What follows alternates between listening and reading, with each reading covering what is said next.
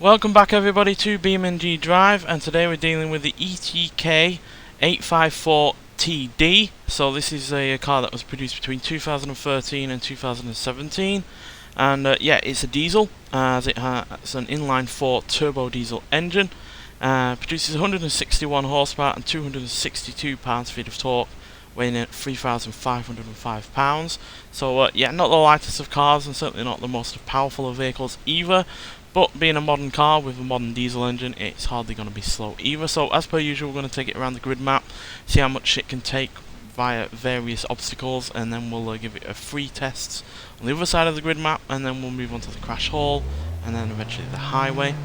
So I'm just going to turn the traction control off first, because that can interfere when a car loses a wheel or loses traction on a wheel or anything like that, because it can play havoc with it, because it's trying to slow the car down. Yeah, let's see what it can do. Now, I've seen these ETKs have quite weak wheels at times, and it's understeering a fair bit already. So yeah, I'm not expecting the wheels to last all that long, to be honest.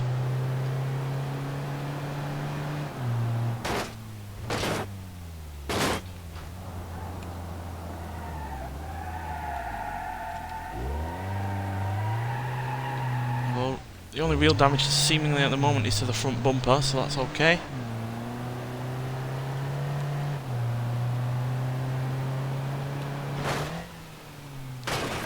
And then the rear bumper. Oh, sliding out. So yeah, even though it's a diesel engine, it still has plenty of poke to it.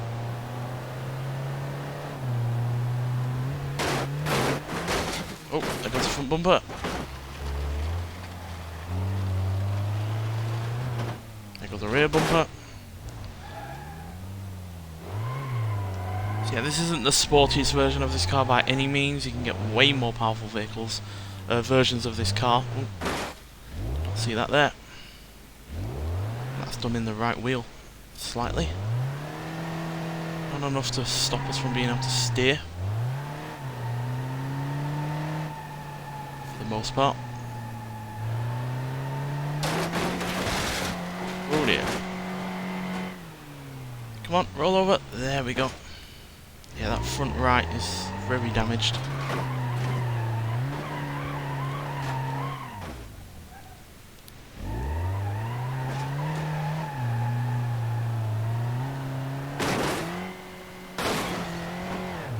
Oh, there's the front left is as well. I think the wheels have gone.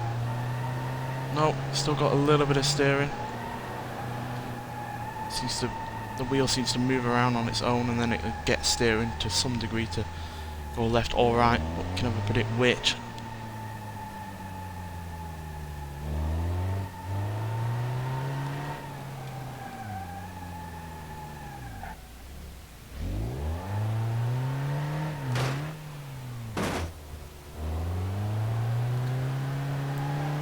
Still moving.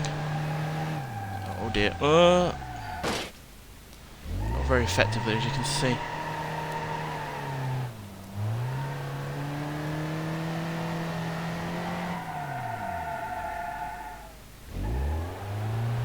Still has some steering, as you can see. So we're not completely out of it yet, even if we keep bouncing off of things.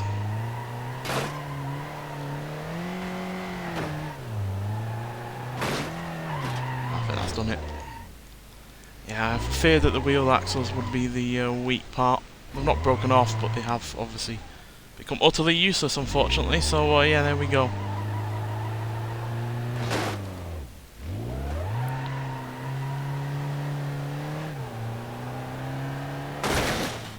Yep, there goes the drive shaft. So yeah, not definitely the wheels are the weak point of this car, but fortunately that's not really going to come into play with the rest of this episode. So let's get to our 3 obstacles on the other side of the grid map, see what they do to this car. So we've got the rollover sled, we've got the crash hard explosive barrels, and then we've got a cinder block wall. 3 times on the rollover sled, and then once a piece on the barrels and the cinder block wall. And yeah, this is pretty sharpish in terms of acceleration. 0 to 60 in 7.2 seconds, do 0 to 120.2 seconds, and it'll go to a top speed of 139 miles an hour. So it's hardly slow considering, you know, it's only got 160 odd horsepower in a car that weighs more than 3,500 pounds. So yeah, pretty reasonable in terms of acceleration. But the big thing about this car is whether or not it's going to be safe for a modern car like this. So yeah, let's find out.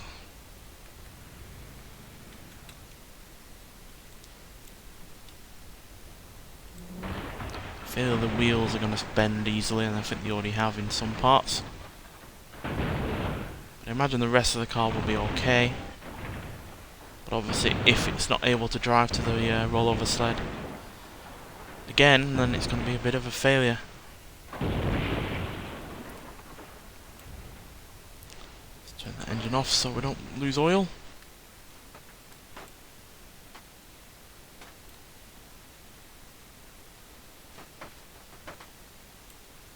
I do not think this is going to drive, or at least drive very well. Yeah, we're crabbing. We can still move and hopefully get to the ramp. The roof has caved in a fair old bit, but I don't think it's at a dangerous level at the moment, but depends whether or not it falls on that area again. I'm very surprised that we made it to the ramp, because those wheels do not look very safe and usable right now. I'd be surprised if they survive another roll. Yep, the rear right half shaft has broken. We're not unlikely to drive now. Depends on the diff. I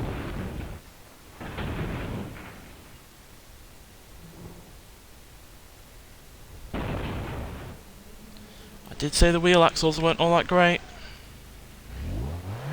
Yeah, the diff isn't letting us drive. So there we go. Only survived 2 times on the rollover sled. Well, 1.5 effectively, because yeah, it didn't really survive the second time.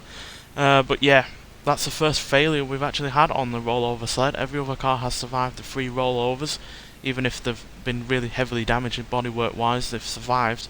Whereas this, purely because of the wheels, has failed.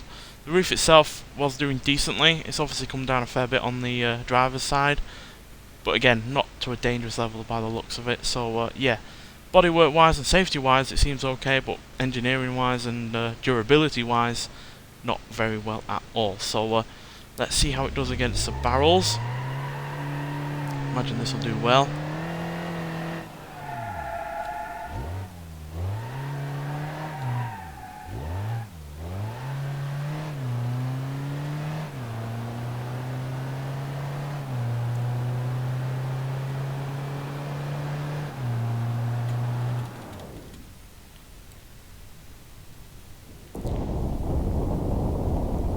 That seems fine. How's it going to deal with a landing? Gonna come on the rear? Yes. Yes, we are. That saved it from some heavy damage to the passenger and driver compartment, because it's landed on the rear, which is a good thing about an estate. You've got plenty of room behind everyone else to take any impact. And yeah, the bumper is stopping us there. So I'm going to see how much it's still able to drive.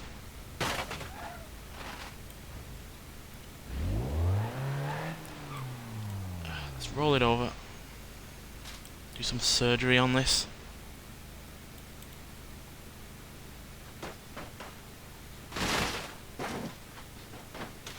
Yeah, no, that's welded into the engine, I think. Oh no, there we go. Yep, still drives.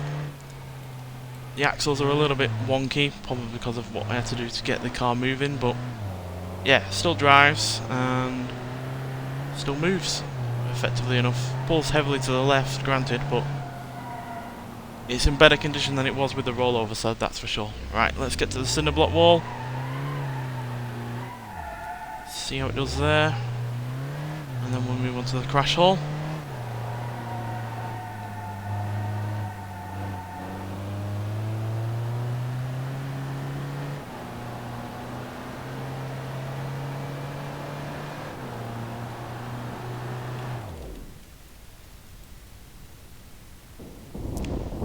Oh, heavy amount of damage to the front there. We've even lost a tyre somehow.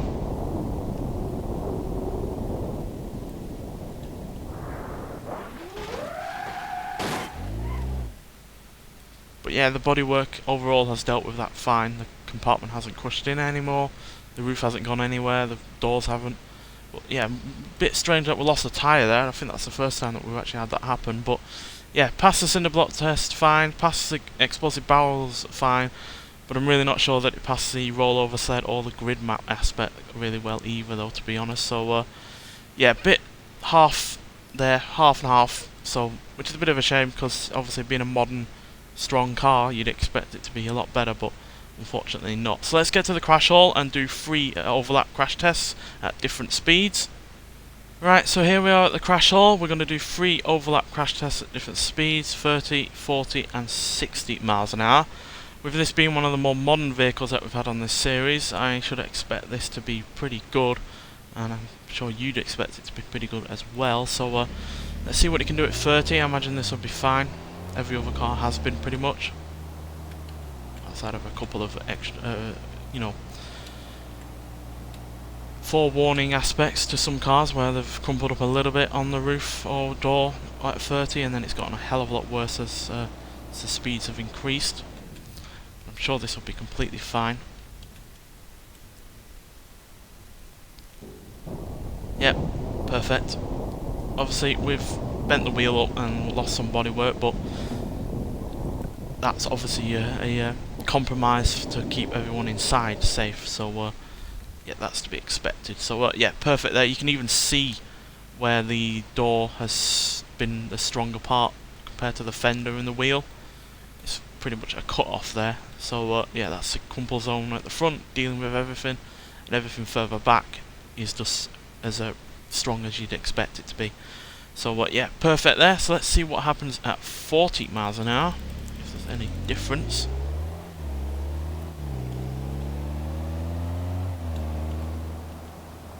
Because obviously, like I said earlier, with that crumple zone, you want that front end to be soft, so it gradually slows the car down, and the rest of it needs to be strong so it doesn't have that, the momentum passing through everyone else. So let's see what happens at 40. Perfect. Absolutely perfect. There's really no change at all there between the 30 and 40 mile an hour impact. Obviously, in terms of slowing down, there's going to be some difference. So your seatbelt might well jank you down and back into the seat a bit more, or the airbag might go off. But outside of that, yeah, the doors are fine, the roof is fine, and the front has taken all of that impact once again. So that is perfect. Right, let's see if we can go 3 for 3 like we did with the Cherrier, which is the only car that is more modern than this that we've taken out in this series. Let's try 60. I've no issues getting up to that kind of speed. With that gearbox anyway, which I think is probably a double clutch or something like that. These are kind of more German cars generally are. I'm going to have to restart that. That is slightly off in terms of the line there. It can get a little bit nervous at times, or a little bit twitchy when using just a keyboard. I do wish I could use a controller, but I can't. Not with doing... Oh, damn it, sorry. Third time's the charm.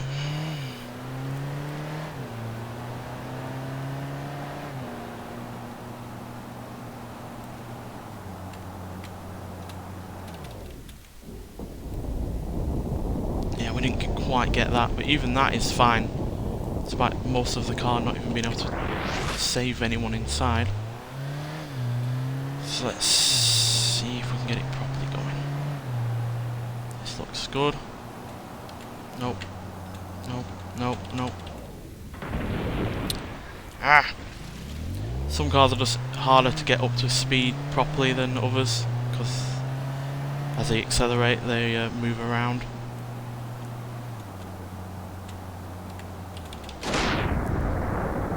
Well, that didn't look very safe, so let's see if I got it right.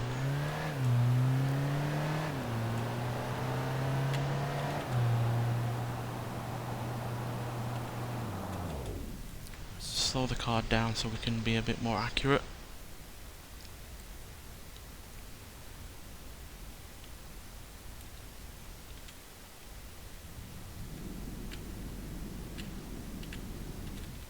Right, there we go, that's better. Do apologise for those 3 failures before. Right, is it going to do any better? Oh, that's concerning. That is concerning. That is a big leap in damage for over the previous two, which were practically the same. Now, yes, there is some good news in the fact that the steering wheel has... Actually, that's moved a fair bit as well, to be honest. Yeah, the steering wheel has jutted off to the right a fair bit. Well, the seat hasn't moved, and the roof hasn't really moved upwards all that much. The door, though, has completely bowed outwards, which is a bit of a concern. Let's just go inside. So yeah, you can see the steering wheel has jutted off to the right, which is obviously not good. The roof on the whole has taken that okay, because even though it has lost its shape, it doesn't really matter anymore because the door has bowed out. It would matter if the door had stayed in place as the roof moved up, because then the door would be even harder to open. But yeah, that is not as good as the first two impacts for sure. And yeah, it's definitely not a free for free like the Cherrier was, because that definitely was free for free, as that was practically perfect on all three. Whereas this only perfect on the first two, unfortunately. So yeah, let's get to the highway now and see how this car deals with two crashes against other cars that are similar weight and size, and then one that really isn't. Right, so here we are at the highway. So yeah, like I said, we're going to go up against two vehicles that are similar weight to this, and then we'll go up against one that really isn't. So yeah, we're going to go up against a fellow ETK, the K series, which weighs about £20 less than the car that we got up front, or the car that we are testing. So yeah, we'll set them off at 60 miles an hour. We'll have to switch between the two to, you know, keep them in line. So no car in this game has a good driving line, quite frankly.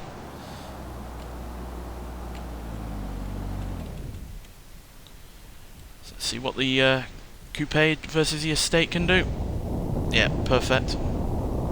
Obviously being slightly off centre, they've not impacted completely perfectly, but yeah, the overall compartment has survived that really nicely. What hasn't survived it is the engine and the driveline on our car, or the driveline on the ETK. So yeah, a little bit fragile on the underneath stuff, but in terms of everything else, they are fine. Or at least the one that we are testing is fine, which is all we really care about. Right, so let's go up against something else that is similar.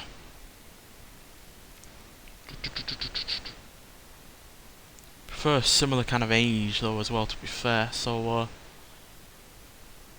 let's go up against the car that actually has beaten this so far. Have to find a weighty version of it. Well, we'll go for an even heavier version with the Vivace E version.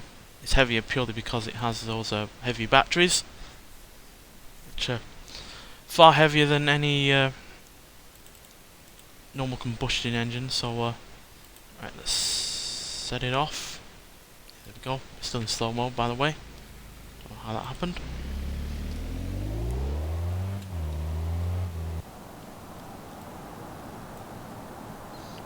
The Vivace has a good driving line.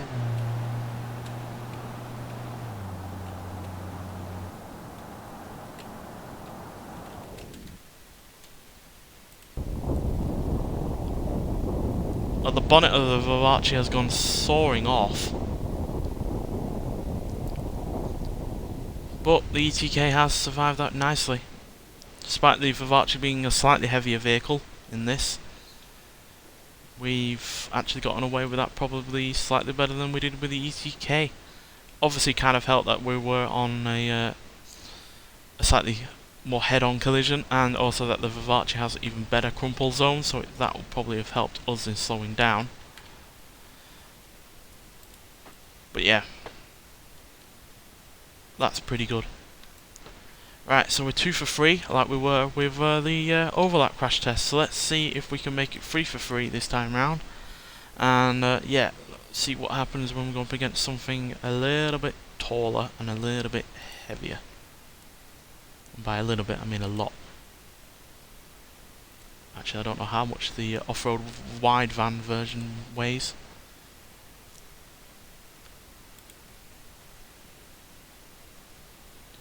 We'll go for this. This weighs nearly £6,000, which is obviously way more than what we are. As long as it doesn't crash the game. Come on, you can do it.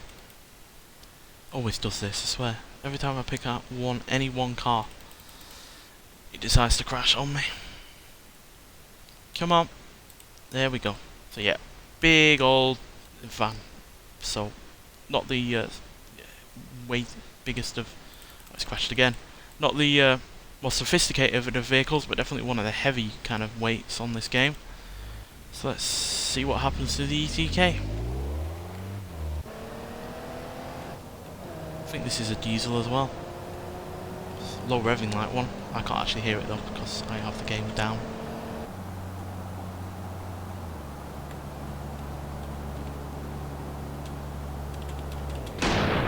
Ow. To be honest, that's actually survived that very well. I'm surprised. Especially considering how higher the van is over the ETK. As you saw, it pretty much was about to run over it. But yeah, the roof, the doors have survived that fine. The steering wheel hasn't moved, and yeah, that's dealt with that better than it did with the 60-mile-an-hour overlap crash test. So yeah, massive surprise there. ETK is yeah, a mixed bag. Its wheel axles are quite, weak, which is why it failed the sled rollover crash test. But yeah, outside of the 60-mile-an-hour impact overlap crash test, it's done everything else fairly well. Survived the cinder block wall fine, survived the explosive barrels fine, survived all 3 of these real-life crash tests fine, and yeah, survived 2 of the 3 overlap crash tests as well. So yeah, 60-mile-an-hour on a off overlap test is obviously the Achilles heel to this car outside of its wheel axles. But outside of those 2 aspects, this car is really rather impressive, and yeah, just goes to show that just because it's a modern car doesn't mean it's going to be 100% perfect. But yeah, you're definitely better off in this than you would be in an older estate version. So yeah, mightily impressed, even if it's a bit of a mixed bag. Nonetheless, thanks for watching, and I'll see you in the next one. Bye.